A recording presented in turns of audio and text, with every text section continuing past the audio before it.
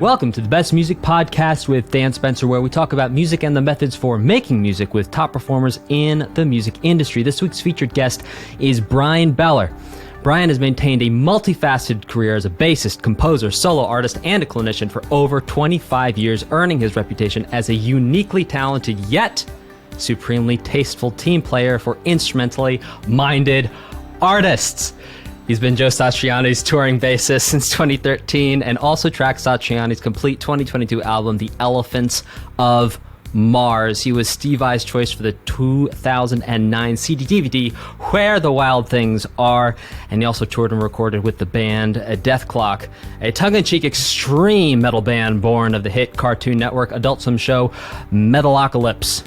He's been a musical partner of genius guitarist Mike Keneally for over 20 years and 10 albums. Now on his own, Bryan's 2019 solo release, the progressive concept double album Scenes from the Flood, featured Joe Satriani, John Petrucci, Guthrie Govan, Mike Keneally, and many more. And it was hailed by multiple outlets as an instant classic. And in the power super trio, the Aristocrats with Uber players, Guthrie Govan on guitar and Marco Miniman on drums, he's a part of one of the hottest acts in rock fusion today. Their 2019 release, You Know What?, debuted at number 2 on the Billboard Jazz charts. And guys, get this, the Aristocrats' latest release, The Aristocrats with Primuz Chamber Orchestra, is available everywhere June 3rd, and you should totally check out the direct links to the release in the show notes if you're on audio, or in the video description if you are on video.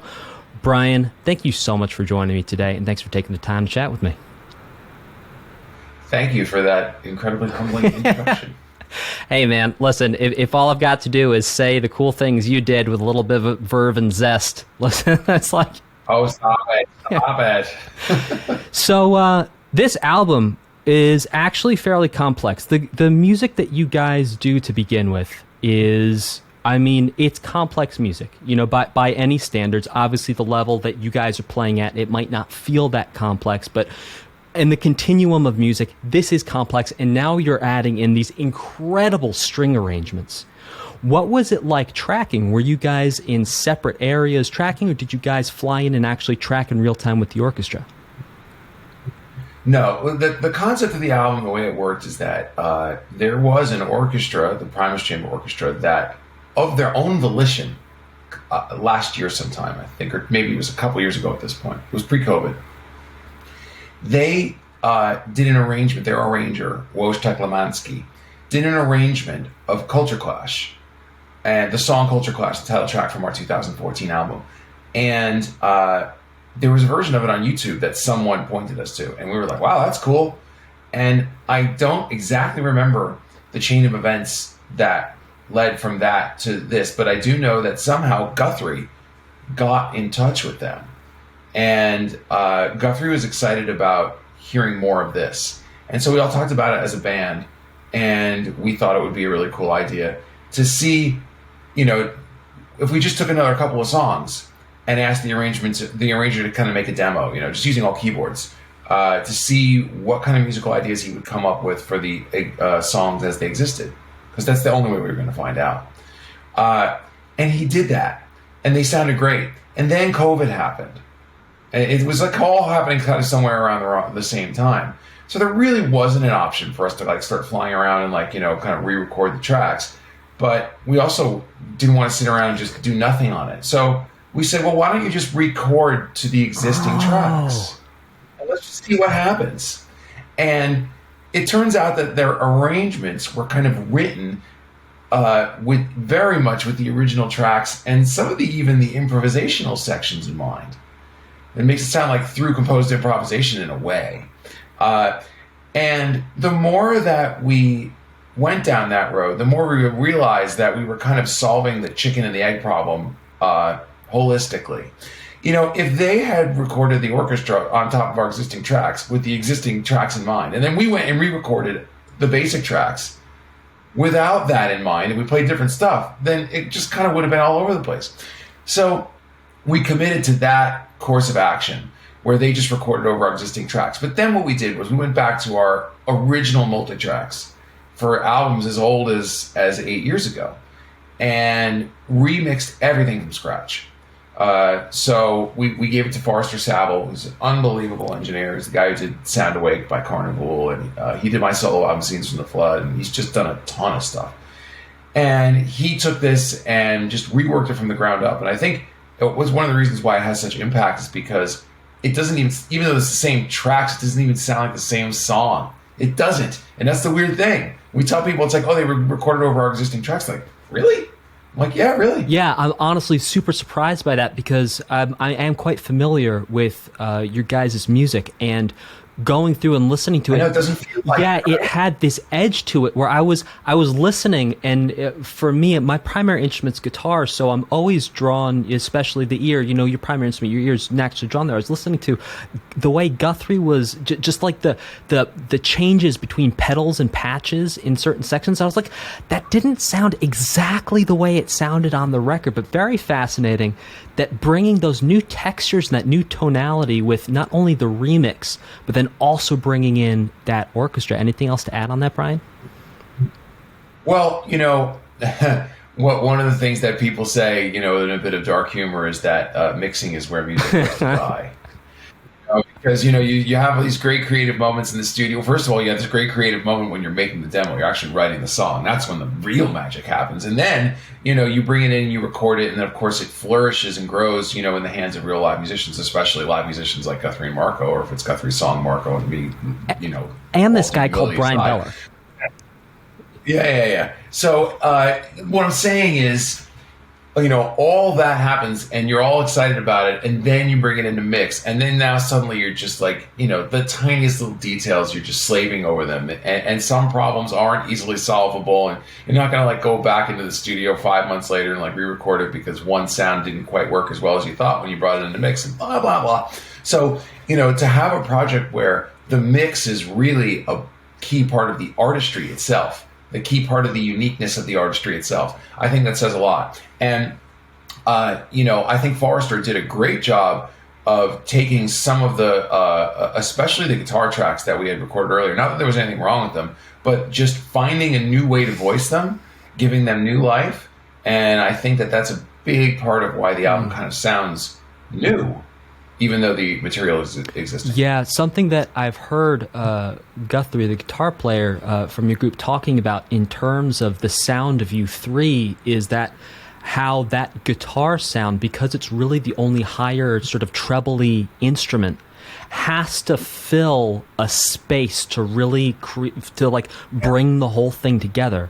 So very interesting to hear how that needed to change and shift. And you're quite right, the mix on it in terms of how you can hear, everything.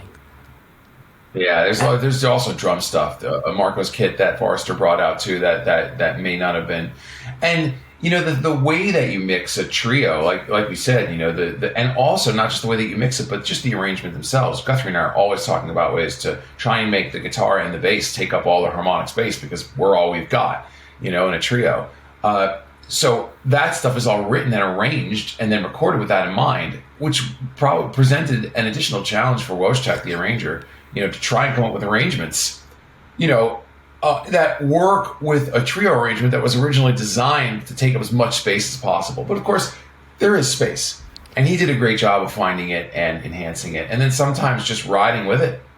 Yeah, it really is. It's a beautiful piece of art. And as I was listening to it, I was empathizing with you guys and be like, man, you guys must be so proud to have this just nugget of stringy goodness. I was thinking back to every time I've ever heard and you guys aren't a rock band, but you know what I mean, a band who can play, go in and do stuff with strings. Yeah. Oh. Yeah, we are a rock band. I mean, that's what I always tell people is that we're not a jazz band for sure. It's just we don't occur like jazz. Even though we're instrumental and even though maybe we're playing a lot of notes, it does not occur as jazz. It occurs as a rowdy rock sounding thing. And that's by design. So, and rock band plus orchestra can be problematic for all the reasons that we just kind of went through. It's very difficult to mix when you've got a big, especially if the band's not a trio. if you're talking about like a 5-piece rock band, then you're bringing the strings on top of it. I mean, like, there's a lot of ways for that to kind of go sideways. So, tonally, in terms of timbre, and then in terms of arrangement and compositional and arranging intention, it's not always an easy thing to pull off. But when it comes off right, it is this incredibly massive thing, and there's just so much I'm proud of to be a part of. In terms of the record and the orchestra, it's just we all contribute 3 compositions to every album. That's the Aristocrats formula. So we each have 3 of our own songs on this album, and we all have our own kind of like little sense of pride, to see our little babies grow up, and have an orchestra. It's really cool. If only all our song babies could grow up and one day get their own orchestras. Right. So, Bryan, let's do a speed round here. I'm going to ask you a bunch of questions around creativity and performance. Oh, okay. He's hydrating. Well, maybe caffeinating. No judgment either way. Caffeinating. I was out so late last night. We had there was a show at the Whiskey on Sunset, this thing called Ultimate Jam Night, and it's just a bunch of pros get together for fun and just like play a bunch of tunes. And there's a theme for every one of these nights, and the theme for this one was 80s Oh no! metal. Oh, that's amazing. So it was awesome. I played 3 Metallica tunes and a Megadeth tune, and I was doing vocals, and that's just such a blast. But I didn't get home until really late last night. I was like, oh my god, I have a podcast tomorrow morning. That's why my voice is so Well, Bryan, thanks so much for getting up for this. No. It's just fun. But I know I probably sound like I'm about to die, so which is very metal. Well, I'm hoping we can keep you alive for the next about 15 minutes, yes. and then whatever happens is not on my watch. I'm not sure how fast this speed round will be, but I'll give it my best. Do you think of yourself as a musician, a human who plays music, or something else? Human. How do you define success in your career?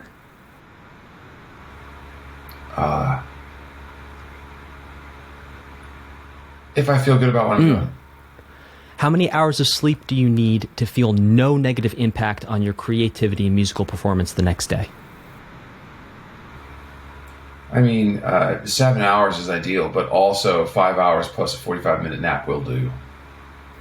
Do you ever use mindfulness or meditation to impact your performance or creativity? I hike a lot. So, I don't sit on the floor and chant Om. Although I have had points in my life where I have meditated, did meditative practice for like maybe a year here and then another year there. Kind of go in and out of it. But the hiking is something I always do. And even if I can't hike, I make sure to get on an elliptical machine because there's something that happens. I swear to God, it's the weirdest thing. At around the 20th minute, you just kind of do the same thing over and over again for 20 minutes, and then a bunch of stuff shows up. That's amazing. So when you hike, it's like no cell phone, just like it's a nature moment. It's like a head moment. It's a disconnect moment. I used to hike with music, with headphones, and that was a cool thing because, it helps keep you charged. But I found that if I really wanted to have, creativity and music show up, then I needed to hike with nothing. And also where I live, there are rattlesnakes, so it's probably better that I can hear them. That would be one in the advantage column, hearing the rattlesnakes before you step on one. Right. So with practice, do you have a time or times of day where, if left to your own devices, you prefer to practice? No. How many hours a day do you practice now for sort of maintenance, and about how many days a week do you practice? So not gearing up for a performance, not gearing up for an album, just to maintain where you're at. An embarrassingly low amount. Good for you that you can maintain on that. I don't think that's embarrassing. I think that's a testament to the years of work you've put in to get to this point. Testament to my laziness. What's the maximum length of an effective technique practice session for you? N/A. I don't do that. I learn songs, and if there's a technique that I need to work out in order to learn that song, then I work on the song and the technique until I have it. When you practice the most in your life, how many hours per day and how many days per week? That would be back when I was at Berklee College of Music. It was just a lot. And for listeners of the podcast, if you recall any other great musician like Bryan who's talked about a time in life when it was a lot, that's like 8 to 14 hours a day. So when you when you actually do need to practice, how do you like to segment your time? I hate to sound kind of contrary or anti-methodical, but I truly am when it comes to this stuff. If there's music to learn, I learn it. If I've got a lot of music to learn, I'll learn a lot of music, and the sitting might be longer. If I've got one song to learn, it won't be very long. Excellent. Well, okay, this is going to make this next question even more interesting. All right, you have $100 billion, $100 million billion in a bank account. You've paid taxes on it. You're good to go. Do you still practice, and do you still play at the rate you're practicing and playing now? Well, the practicing is an N/A. We've already gone over that. But in terms of playing music, I think what I would do is I would create an environment where it would be easier for me to write music. Because, in the end of the day, we're all dealing with life. You got to work, you got to make sure they don't come and take the furniture away, right? So there's that, and there's regular life stuff. And then there is, if you're a musician by trade, then there is the music that you got to do for a living. And then there's all, in this new day and age, of course, there's all the marketing and the social media, and, everybody wants video content and blah, blah, blah, blah, blah. And it's just all these things. It's always been this way. It's just a new set of challenges that keep you away from the creative space. If you're sitting on $100 billion, you can buy a very nice creative space and time to be able to do anything you want, in an environment that's probably going to work fairly well. So that's what I would focus on. Of course, I love playing music, and I want to get out there and play music that I had been writing. But that would be my primary focus. So speaking of creative spaces, do you take any steps to protect or safeguard your creative mindset and your creative space? Well, yeah, I mean, you just want to make sure that you're not surrounded by completely toxic people and energy. You have to mind that. Or not, and then create into that space, but you're going to get a specific kind of musical output if you do that. Yeah, I mean, that's the main thing, but everybody's got their challenges, everybody's got their life stuff that they got to deal with. But, I think that creativity in a lot of ways really is, an input-output machine. The experience that you have in your life, you need to have some of it in order to draw on something, in order to be creative, to be able to create the reflection of life that I think all art aspires to. We're there to kind of hold up a mirror in a way.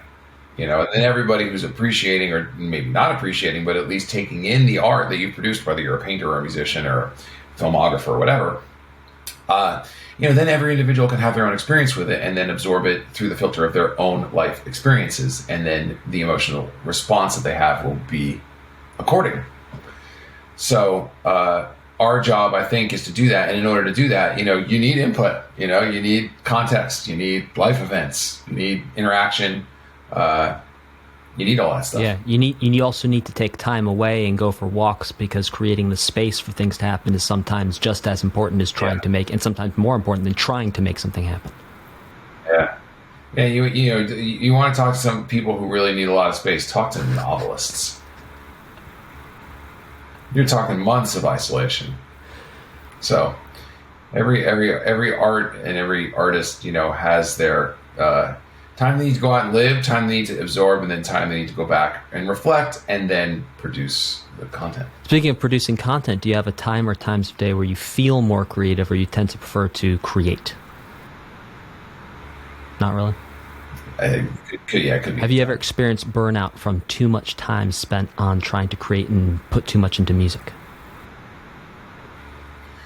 Not really. I think it's the more likely event would be burning out from too much time on tour. Although, of course, during the last 2.5 years, that hasn't been a problem because of COVID. But that's the real challenge. And some musicians can just produce content and write anywhere they are, and that's fine. But I'm not one of those people. I needed kind of an environment. But once the music starts coming to me, I have to do it until it's done. And there's no burnout. There's only the burning agitation of not having completed the song demo when the song exists 100% in your head. I have a song like that right now that's just up there, and it's just been one thing after the other for the last couple of weeks. Like, I'm like, all I gotta do is just get back to my demo. All I want to do is just finish this demo. It's not as easy as it sounds. So with being on tour and the burnout there, obviously changing time zones, obviously waiting in air. If anyone listening to this has ever had to wait in an airport, that in and of itself is a burning out. Like, just waiting for a train can be a lot. Do you take any steps when you're on the road that other musicians who are listening to this might try to mitigate road burnout? Well, that's a pretty personal thing. I think that anybody who goes on tour, they already know what their personal strengths and weaknesses are in terms of getting through a day. I think it's very, very valuable for everybody who's considering a life of constant travel to identify the few things that you really need in each day, regardless of where you are, in order to make yourself feel good. You want to eat right, you want to sleep a certain way. Everybody's got their own patterns. So the trick is to identify the ones that work best for you and then do them. And have some discipline around it, and not do things that will make you not feel good for a day or two or three, while you're continuing to having to travel. Everybody knows how much time they need in public. Everybody knows how much time they need alone. Everybody knows how much kind of sleep they need, where they need it, when they need it. There's all sorts of things that go into that, and they're different for everybody. So I think that, and people who've never been on tour before, when you start, you realize it pretty quickly. What are the things that you really need? And it may not be much, but the things that you really need, you do really need them. Now, way back in the day, if we cast our minds back, did you ever experience performance anxiety to the degree that it might impact your performance? Well, of course. Okay. I think there's very few musicians who have never experienced performance anxiety. That would be, someone, I don't be afraid of that person, They'd be like, I'm fine, like out of a boom, So yeah, and it's something that we all practice. We all practice being on stage. Being relaxed. Being relaxed is the key, and the best teacher is experience. So you found that the best way to overcome that stage fright, especially over time, or performance anxiety, perhaps we could call it, was just the repetitions of getting on stage 1,000 times. Yeah, I think that the fallacy is that every gig is really precious, and it's not. It's just a gig. It's a moment in time, and then ideally, tomorrow you have another one. And if for some reason it doesn't go right, they're not all going to go right. I mean, unless it's just a very, very programmed performance where every note is the same every night. I mean, there are installed shows, or maybe Broadway performances or stuff like that where it is the same every night, and then you can get into those 99% degree of accuracy things, but if it's a loud rock show and there's a lot of improvisation, man, anything can happen, So, you just, it's just a gig. So having that, if something gets weird, then you just move on to the next one. The way that you're approaching this and your mindset is very similar to Kenny Werner. I'm not sure you're familiar from Berkeley. He talks a lot about, just treating practice, treating playing an instrument, almost just like brushing your teeth. It's just a thing you do. And you don't get emotionally invest your self-worth into the product or the end result of what you're about to do. Is that sort of what you're talking about? Well, I don't want to put words in anybody's mouth or critique anybody else's vision of what they do and how they see it. I would just say that I think every artist has some emotional content to what they're doing, and I think it enhances a performance if you're emotionally attached to it. But that's, now you start to get into the paradox of life. It's yes, of course you're emotionally attached to it. You're emotionally attached to the performance, but maybe you don't want to be emotionally attached to the result. Maybe you want to be emotionally attached to the intention, but you don't want to be emotionally attached to somebody's reaction to it. it's all happening at once. It's like Schrodinger's gig. Is the sound alive or dead? Well, it depends on where you're looking. The band plays in a venue, and no one's there to hear it. Yeah. Well, Right. Bryan, those are all my rapid-fire questions for you. Is there anything about the release or music or life that we didn't touch on that you think we should hit before we call it a day? No, I mean, just, I hope that for people who are curious about the album, we have a first single and a cool little visualizer video up for it. The first single from the album is called The Ballad of Bonnie and Clyde. You can find it on our YouTube channel, which I think is Aristocrats band Borne. Yes, it is. And it's also on our Facebook page. You got to search Aristocrats, and then a million Aristocrats things comes up. There's the Aristocrats movie. There's the Aristocats. There's all sorts of stuff. But if you see the picture of me, Guthrie, and Marco, 3 long-haired guys who kind of look like me, then you'll know you're on the right place. But yeah, I mean, I encourage people to check it out. If you always wondered what a rowdy rock instrumental trio sounds like with a really cool orchestra arranged around it and playing with it, then this album is indeed for lovers of Hellborg, Lane, and Sipe, and Snarky Puppy, that kind of a thing. If you're into that instrumental, just insanity, this is the good stuff for you, man, for sure.